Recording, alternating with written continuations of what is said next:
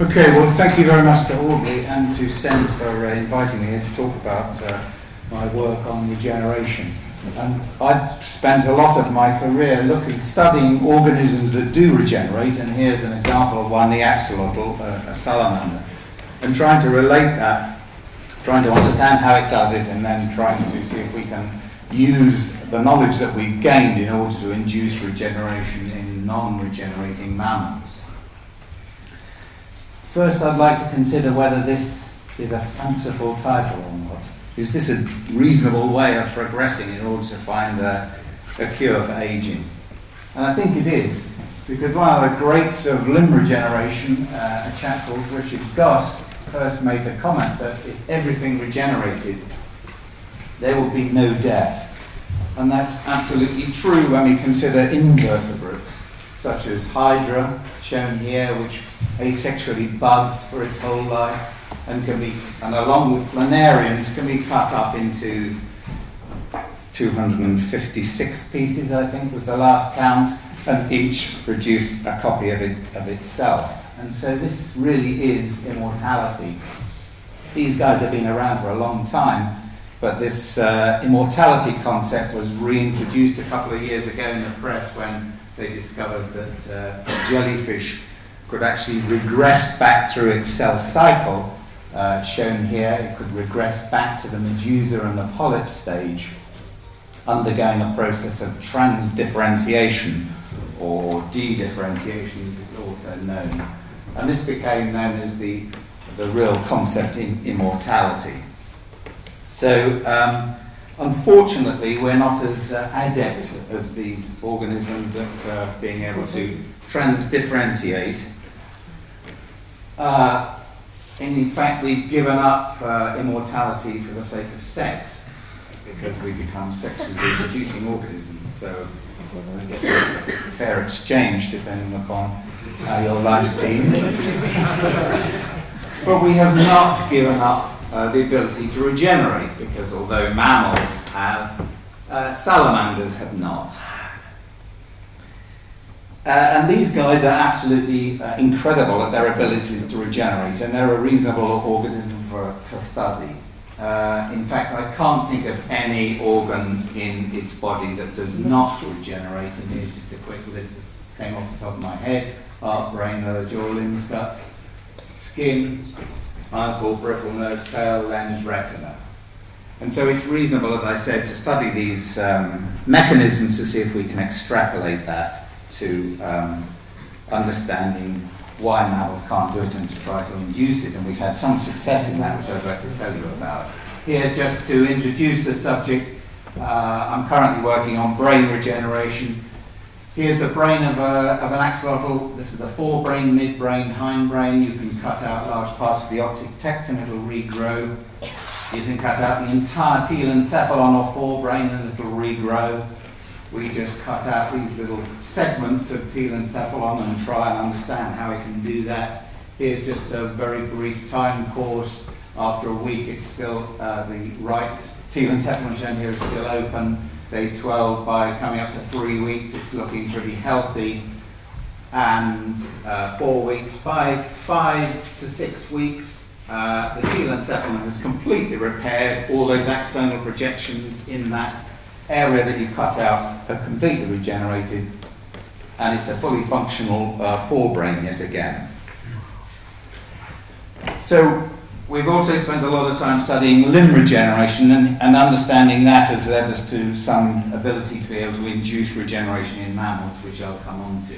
There's a couple of interesting aging concepts which I've been interested for a long time and hardly even approached. And that is, how old is a regenerate that regrows back, in this case on a limb, but it could be in a brain or it could be anything.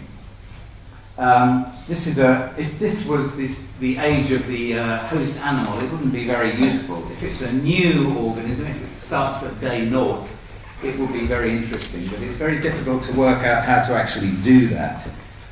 We've only just began to think about doing it from the study of telomeres, although, as I've learnt at this conference, that's a rather argumentative or contentious subject. Is it just straightforward telomere shortening, which gives you an idea of age. If that was true, maybe these regenerates would increase their telomere length again and set them back to naught. All we've done in this regard is to show that we've cloned axolotl tert and that it is present in a wide variety of tissues which regenerate. Of course, we don't have any non-regenerating tissues in this organism to compare it with, but nevertheless, we might be able to find the answer to that by further studies of telomere length, perhaps. The second thing, which actually Robin frankly alluded to earlier, was does regeneratability decline with aging? So it's clear that the rate of regeneration declines with aging, but we've just completed a large study comparing a larval with adult regenerative ability, and the regenerative ability does not decline with age. What does is rate. It's still capable of regenerating. So it will be no good if it did completely disappear. It would be no good trying to find out how to induce it in a mammal, because you would want it in an old mammal. And if it could not do it in an old mammal, it wouldn't be worth trying to have a go at it. But what we've shown is that actually the rate declines due to a decrease in proliferation rate, not the ability to regenerate at least its limbs. That was actually, regeneration is a very old subject. That was actually first broached back in 1769 in a treatise written by an Italian abbot called Spallanzani, who spent a couple of years repeatedly cutting the limbs off the newts that he caught in northern Italy. And I've worked out that these guys actually regenerated a total of 687 bones per animal. He did these obviously before animal committees were invented. It would be hard to do that now. But actually this has been approached by my colleague Takis Tsonis, who's looked at the regenerative ability of the newt lens over a long period of time. They remove the lens regenerates in newts like it does in all salamanders. They removed it 18 times over a period of 16 years. At the end of the experiment, the newts were 30 years old.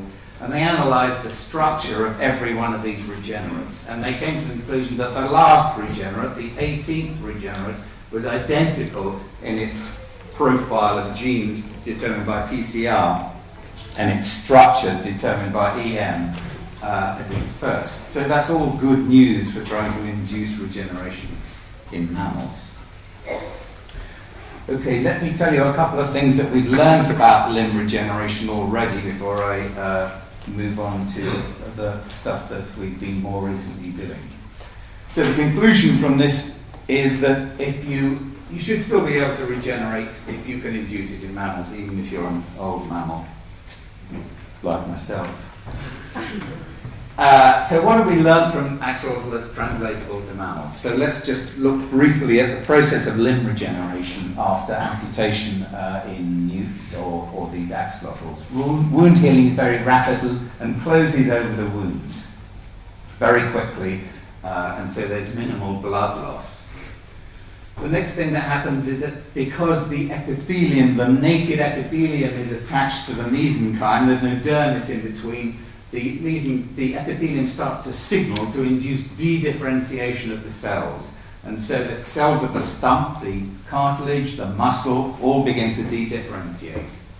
And this signaling is very important. If you stitch full thickness skin, including the dermis, over a cut stump, it will inhibit regeneration. And that's already been taken, or was taken a long time ago, into the clinical scene and we discovered that children's fingertips can regenerate after amputation.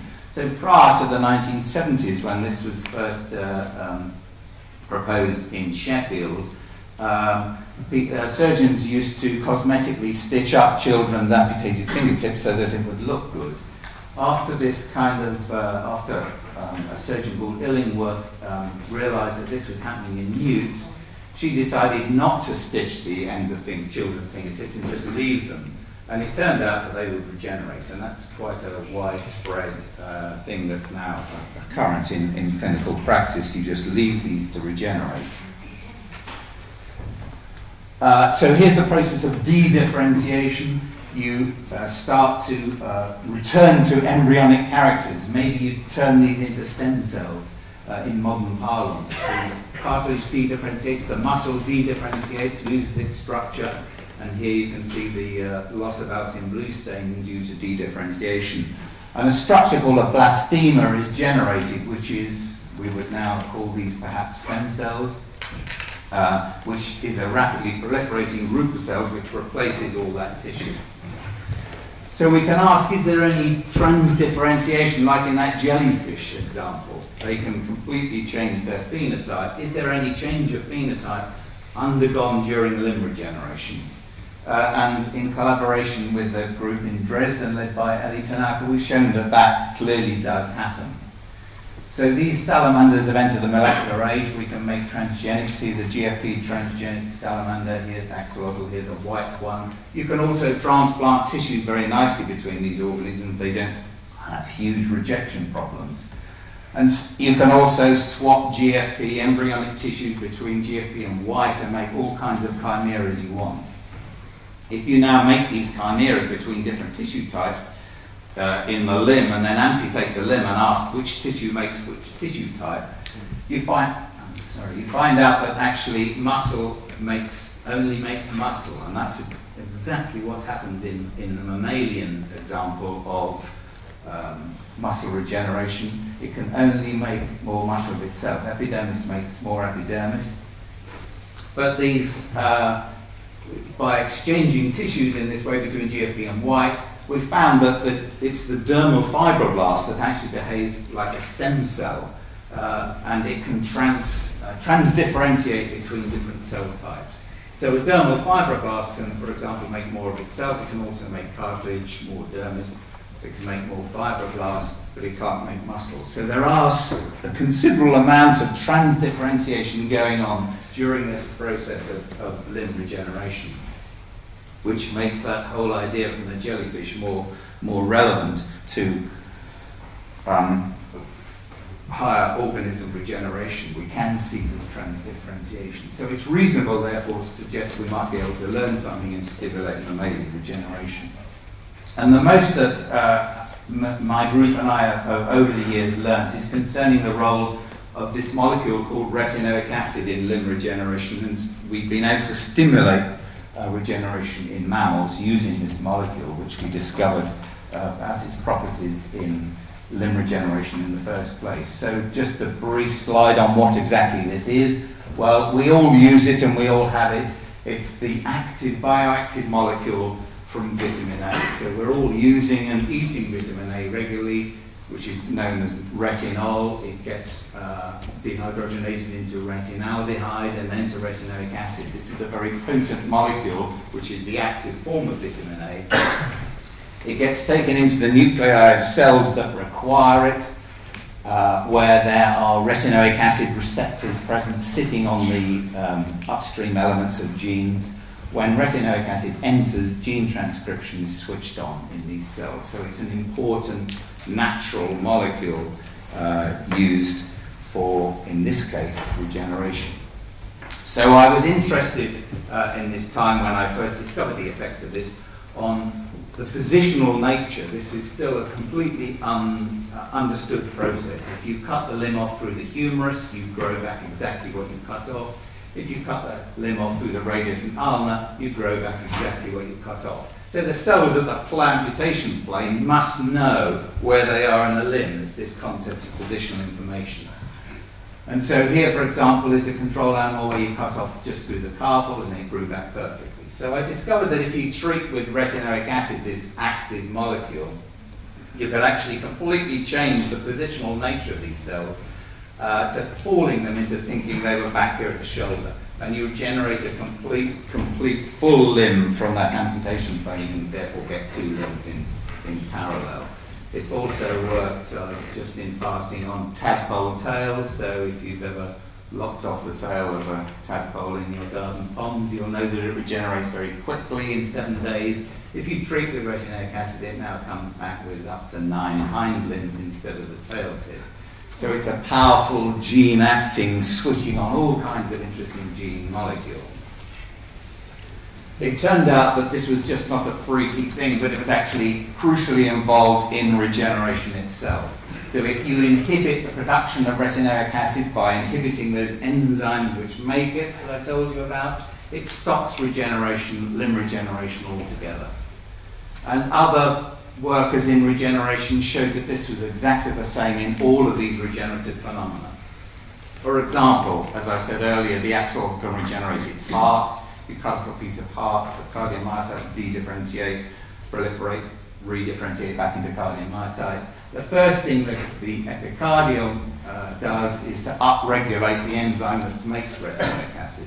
If you stop it doing that, it won't regenerate. The same was found in zebrafish fin regeneration, another typical regeneration model. The first thing it does is upregulate the enzyme that makes retinoic acid. If you stop it doing it, it won't regenerate. So it was obviously very crucial for regeneration.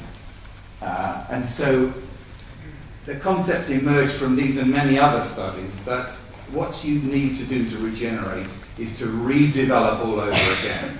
This was obviously an important development and regeneration molecule, along with many others, of course.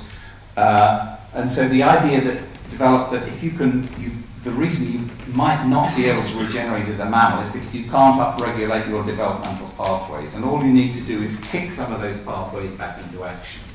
And there's 4 examples of that which we've done over the last few years to show that that concept is true. So as I'm sure you know, mammals can't regenerate their central nervous system. And we showed that if you damage the central nervous system of the spinal cord, we see no upregulation of either of these receptors or any of these retinoic acid synthesizing enzymes. But if you provide excess retinoic acid, or indeed virally transfect receptors, you can make axons regrow again from a damaged spinal cord. Here's a typical damage that we do. It's in the dorsal horn where the motor neurons are traveling down to the limbs. If you damage that, you cut that piece out, there's a clear loss of function of the limbs. If you add excess retinoic acid or virally transfect receptors, you can get a return of function shown in that on the red bar there, a good return of function due to the stimulation of neurite outgrowth across these damaged borders. That also works in the peripheral nervous system. If you damage the mammalian peripheral nervous system, it can regenerate, but in this case, here's the dorsal root ganglion, here's the spinal cord. The sensory axons will regenerate until it reaches the spinal cord and then not enter it across this dorsal root entry zone. And so you stay insensate after such damage as this. If you treat these animals in exactly the same way with retinoic acid or with or virally transfected receptors, you can get axon growing past this barrier into the dorsal part of the spinal cord and a return of function shown in these typical analytical functional type assays where you ask the animal, you test the animal's ability to move and perform sensory and motor functions. And you can see you have a nice recovery on the middle bar there. These are controls undamaged, these are damaged, and these are damaged and treated with retinoic acid. A good return of function caused by the induction of the regenerative ability across this dorsal root entry zone into the spinal cord. And there's a third example of this taking retinoic acid, inducing mammalian regeneration, which was discovered by Don Massaro in Georgetown. Oh, okay, and this concerns alveolar regeneration in the mouse or rodent lung. So here's a histological picture of a normal mouse lung with lots of small alveoli in it. That's how we breathe. Here's a damaged lung, which we use a different model from him. Dexamethasone treatment damages the lung, and you can see, same magnification, massive loss of alveolar number, increase in alveolar size over the normals. And if you treat with retinoic acid, you induce alveolar regeneration and bring the alveolar number very closely back to normal.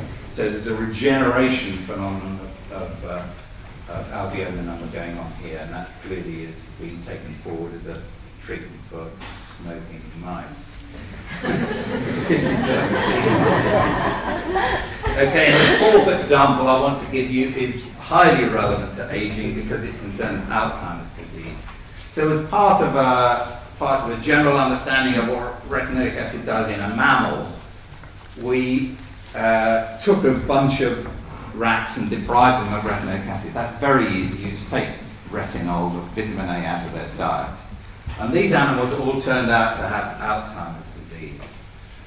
So here, for example, is a normal rat fed normally. Here's a retinoic acid or vitamin A deprived rat. You upregulate beta amyloid in the neurons and in the vasculature of the brain.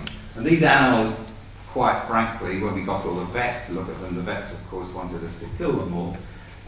They just were described as being old. They just look old in the absence of retinoic acid. What have they got? They've got all the symptoms of Alzheimer's disease. And so there's this massive upregulation of beta amyloid throughout the brain. There was a loss of cholinesterase neurons in the forebrain, again a characteristics of Alzheimer's. Here's the normal level we counted. Here's a decreased level in the vitamin A deprived animals. And there was a decline in the receptor expression of one of these retinoic acid receptors, which is the active molecule, the way which retinoic acid. Here's a normal in situ of a normal rat. Here's a deprived in situ of one of these receptors of a deprived VAD or retinoic acid deprived rats. There's a huge loss of this receptor. And this was really interesting in addition because a group in France had also shown this phenomenon happens in normally aged rats. And they've done a group of experiments whereby they just take old rats and shown that there's a decline in memory and both types of memory. If you feed these rats retinoic acid, they recover their spatial and cognitive memory and they upregulate these retinoic acid receptors. And here is the same thing going on in our aged, but by taking away retinoic acid and Alzheimer's rats. So there's this huge decline in one of the receptors. We also looked to see if this was relevant to humans, and you can see this same drop in cadaver human brains with Alzheimer's. Normal, aged, non-Alzheimer's brains, a drop of this same receptor in Alzheimer's brains. So can it be used as a treatment for Alzheimer's? In this model system, yes. We took this model of Alzheimer's called TG2576 rats, mice, and fed them retinoic acid or the specific agonist of that receptor, and they returned their levels of the non-toxic A-beta peptide or the soluble peptide to normal, shown in that PCR there, and they massively reduced this toxic peptide called A-beta 140 and A-beta 142. Huge level drop in these toxic circulating peptides, which are responsible for generating these, or in the non-soluble form, responsible for generating the plaques. And you saw a decline in plaque level as well. And the reason this happens is because there's a very good molecule of an alpha secretase called ADAM10, which is strongly upregulated by retinoic acid. So it has these binding properties of the retinoic acid receptors in its upstream elements. So we upregulate this molecule called ADAM10 and downregulate all those toxic peptides. And so if this is relevant to humans, it certainly looks like retinoic acid and its agonists, like these specific receptors, could be potential therapies for Alzheimer's disease. So I hope I've convinced you that you can learn things from these bizarre creatures, salamanders, which can regenerate everything, and we can translate that to mammals. And there were some examples of how we've managed to do that. And so I believe in Sen's talk, I think retinoic acid really is a regenerating or rejuvenating molecule.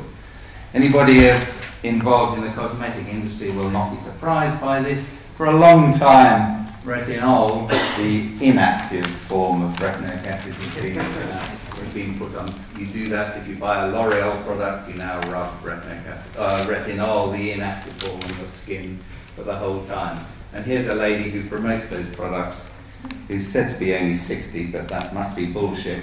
She must be way over 90 now. That's Cher, who always used to show her pretty face to advertise these products. And so she stays young through use of retinoic acid. Okay, thank you very much. Yeah, I did a lot of this work when I was at King's College with Steve McMahon, Jonathan, Matthew High, and I recently moved to the University of Florida and my 2 postdocs in a variety of funding. Thank you very much.